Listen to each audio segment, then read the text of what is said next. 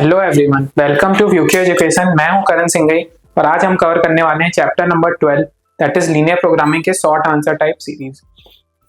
तो जैसा कि मैंने आपको एमसीक्यू सीरीज में बताया था कि इस चैप्टर में बेसिकली हम कुछ थ्योरेटिकल पार्ट देखेंगे and in long answer type series हम इसके कुछ क्वेश्चन देखने वाले हैं जो कि स्टैंडर्ड क्वेश्चन है, उससे बाहर आपको कुछ भी नहीं पूछेगा। तो कवर करते हैं starting from first question that is what is a linear programming problem. तो मैंने आपको बताया था कि शॉर्ट फॉर्म में हम इसको एलपीपी भी लिखते हैं, ठीक है। नेक्स्ट, तो इसमें अगर आपको ऐसे 2 मार्क्स के लिए आता है तो आप इसको वेल डिफाइन ऐसे लिख सकते हो कि a linear programming problem is a mathematical technique. मैंने आपको बताया था करते क्या हम इसमें ऑप्टिमाइज करते हैं function. So it is a technique to optimize a linear objective function. मैंने ऑब्जेक्टिव फंक्शन भी आपको बताया था क्या होता है, z is equal to ax plus by subject to a set of linear constraints। constraints भी हमने डिस्कस किया था MCQs में, that is inequalities और equations and non-negative restrictions। non-negative constraints भी हमने देखे थे क्या होते हैं, तो उसको restrict करते हैं to positive axis। its purpose is to find the maximum or minimum value of the objective function। ये सारा हमने MCQ में कवर किया था, अब इसको हम थ्योरेटिकल फॉर्म में देख रहे हैं। तो अगर आपसे ऐसा 2 मार्क्स में पूछता है कि what is a linear programming problem, तो आप ये 3 लाइन्स में उसको डिस्क्राइब कर सकते हो कि फर्स्ट फंक्शन क्या होता है, ऑप्टिमाइज करना होता है, कैसे बाइजेक्ट उसका ऑब्जेक्टिव फंक्शन होता है, z is equal to x plus b y से हम रिप्रेजेंट करते हैं, कंस्ट्रेंट्स उसमें हमने कुछ लगाए होते हैं उसके बारे में लिख सकते हो, और पर्पस क्या होता है टू फाइंड मैक्सिमम और minimum value of the function. Next question is define the objective functions and constraints in LPP. अब देखो मैंने आपको बताया था या तो आपको लीनियर प्रोग्रामिंग प्रॉब्लम बोलेगा या एलपीपी से भी रिप्रेजेंट कर दे सकता है। तो ऑब्जेक्टिव फंक्शन मैंने एमसीक्यू में डिस्कस किया था क्या होता है अपना, z is equal to ax plus b y. अब इसमें z आपका कुछ भी हो सकता है, मैंने बताया था प्रॉफिट होगा तो हम उसको मैक्सिमाइज करेंगे, अगर सपोज कॉस्ट होता है तो ये डिपेंड करेगा अपने डिमांड पे। अगर प्रॉफिट है हमारा तो हमको इसको मैक्सिमाइज करना होगा। अब सपोज अगर ये कॉस्ट होगा तो उस केस में हमको क्या करना होगा, मिनिमाइज करना होगा फंक्शन को। So this both the things depends entirely on the demand of problem. कर लेकिन हम क्या रहे हैं, ऑप्टिमाइज ही कर रहे हैं दोनों केस में, ठीक है। So the next one is constraints भी हमको डिफाइन करना। तो कंस्ट्रेंट अपन ने एमसीक्यू में भी पढ़ा था क्या होते हैं, लीनियर इनइक्वालिटीज होती हैं या इक्वेशंस होते हैं दैट डिफाइन फिजिबल रीजन। अब फिजिबल रीजन क्या है वो भी हमने समझा था एमसीक्यू में। अब आप एग्जांपल भी ऐसे लिख के दे सकते हो, ये देखो ये तो नॉन नेगेटिव वाले कंस्ट्रेंट्स हैं, ये जो इसको नॉन नेगेटिव लेके जाएंगे यहाँ पे भी डिफाइन किया हुआ है नॉन नेगेटिव रेस्ट्रिक्शन, और ये कुछ इनइक्वालिटीज हैं, तो बोथ आर कॉल्ड कंस्ट्रेंट्स, ठीक है। एग्जाम्पल के तौर पे आपने ये दे दिया। Next one is explain the concept of the feasible reason. तो अभी मैंने पिछले क्वेश्चन में फिजिबल रीजन टर्म आया था, नेक्स्ट ये भी बन सकता है फिजिबल रीजन है क्या। So the feasible reason is the set of all the points that satisfy all constraints in an LPP linear programming problem। it represents all possible solutions to the problem। for example, the possible feasible reason for x plus y less than or equal to 4, x greater than 0, y less than 0 is a triangle formed in the first quadrant, ठीक है। अब ये feasible region को कैसे represent कर रहा है, देखो 3 इक्वेशन अपने ने आपको बताया था, जो इक्वेशन मिले आपको बेसिक अपने को मैथमेटिक्स यूज करनी है, प्लॉट करनी है ग्राफिकल मेथड से, कॉर्नर्स पॉइंट्स पे चेक करना है तो हमको मैक्सिमम मिनिमम वैल्यू मिल जाएगी, और जो बाउंड करेंगे ये पॉइंट्स उससे हमको फिजिबल रीजन मिल जाएगा। तो देखो x plus y less than equal to 4 का ग्राफ बनाते हैं, तो y को 0 रखोगे तो x हमारा 4 आ जाएगा, और x को 0 रखोगे तो y आ जाएगा 4। तो यानी कि ये ऐसा एक लाइन जाएगी, कौन सी लाइन हो गई ये, x plus y less than equal to 4। अब लेस देन इक्वल टू 4 है मतलब ये नीचे नीचे ही चलेगी, ऊपर नहीं जाएगी, क्योंकि वैल्यू ज्यादा होगी तो वो बियॉन्ड इसके चली जाएगी, तो यानी कि ये लाइन चल रही है अपनी, ठीक है। अब x greater than equal to 0 है, यानी कि x greater than equal to ये x एक्सिस हमारी 0 0 पॉइंट है, तो ये वाला रीजन दिखा रहा है, ठीक है। और y greater than equal to 0 यानी कि ये वाले axis, this is representing y, तो ये वाला हमारा देखो ट्राइंगल बन रहा है इन तीनों लाइन से। ये हमारा कौन सा बन गया, ऑब्जेक्टिव फंक्शन, और दोनों बन गए कंस्ट्रेंट, और ये हमारे बन गए कॉर्नर पॉइंट्स जो कि क्या है 4, 0 0,4 और 0,0। तो अब इन तीनों पे ही आप वैल्यूज डाल के मैक्सिमम या मिनिमम वैल्यूज निकाल सकते हो। तो और ये जो रीजन बना हमारा, this one is called as feasible region, ठीक है, जो कि यहाँ पे इस केस में क्या है, ट्रायंगल है। तो ऐसे आप डिफाइन कर सकते हो, एक एग्जांपल भी दे सकते हो, ठीक है। Next one is state the corner point theorem. तो corner point theorem states that the optimal value, जो मैंने आपको बताया, of the objective function that is defined by this z is equal to ax plus by occurs at one of the corner points of the feasible region in a linear programming problem। तो देखो, अगर ये linear programming problem है, इसका जो maximum या minimum points होगा ना, वैल्यू होगी, वो अकर करेगी 0,4 पे या 4,0 पे या 0,0 पे। 1, 2, 3 पॉइंट्स मिल रहे हैं। इन तीनों पॉइंट्स में ही हम प्रॉब्लम्स में लॉन्ग आंसर क्वेश्चन जब करेंगे तो एक और लाइन भी आएगी, बड़ा प्रॉब्लम होगा। इन तीनों पॉइंट्स में चेक करके रिपोर्ट करेंगे z की वैल्यू, जो कि क्या होनी चाहिए, इधर मैक्सिमम होनी चाहिए और मिनिमम होनी चाहिए, क्योंकि हम क्या कर रहे हैं, ऑप्टिमाइज कर रहे हैं, ठीक है। Next one, how do you solve an LPP graphically. तो देखो, पूरा मेथड मैंने आपको बता दिया, वही चीज थ्योरी में भी आ सकती है, तो वही स्टेप्स मिलेंगे। क्या होगा, पहला, plot all the constraints as straight lines on the graph. All the constraints को प्लॉट करना है, यानी कहने का मतलब ये कंस्ट्रेंट्स लाइन है 4 जो हमको दिए हुए थे, उससे हमको स्ट्रेट लाइन से हमने प्लॉट किया। ये straight line x + 4y x greater than equal to 0 y, तो ये हमने ऐसा स्ट्रेट लाइन प्लॉट कर ली। Next is determine the feasible region by shading the appropriate areas based on the inequalities. तो हमने तीनों कंस्ट्रेंट्स को प्लॉट किया, उसकी हेल्प से हमको फिजिबल रीजन मिल गया। ये हमारा स्टेप 2 होता है, तो स्टेप 2 भी हो गया, ठीक है। थर्ड क्या है, identify the corner points of the feasible reason. तो हमने आइडेंटिफाई करे कॉर्नर पॉइंट्स, 1, 2, 3 लिख दिए यहाँ पे, क्या है ये हमारे कॉर्नर पॉइंट्स। फिर नेक्स्ट स्टेप क्या होता है,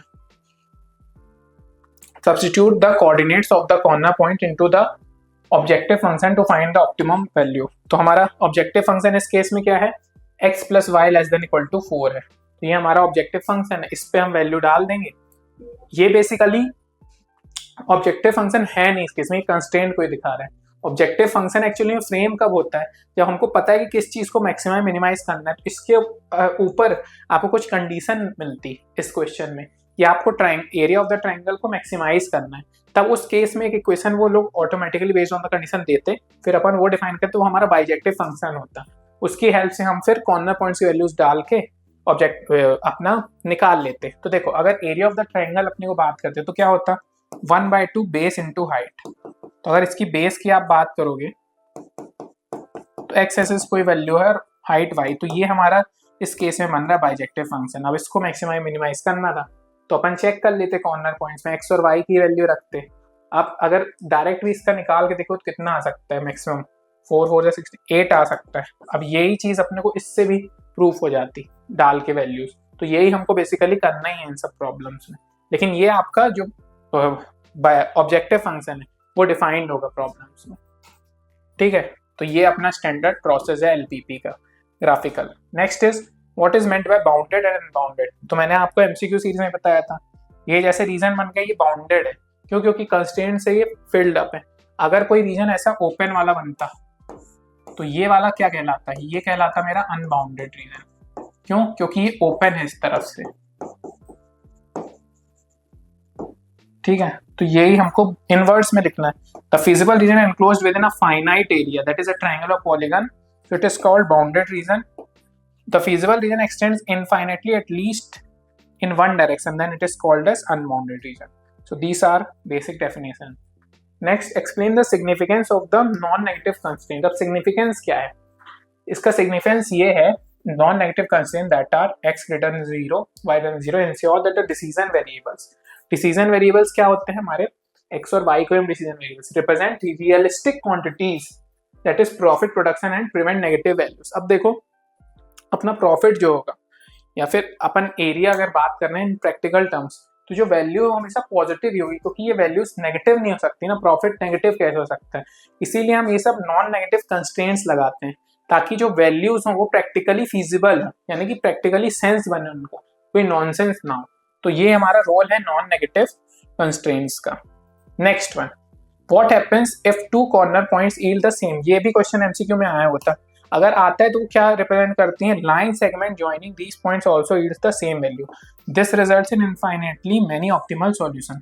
सेम क्वेश्चन एमसीक्यू का यहाँ पे उठ के है, लेकिन क्या है अपन को इसको थ्योरेटिकल टर्म्स में अच्छे से लिखना है, तो हम प्रॉपर्ली इसको लिख सकते हैं कि अगर if two corner points yield the same value for the objective function, every point on the line segment joining these points also yields the same value, this results in infinitely many optimum solution।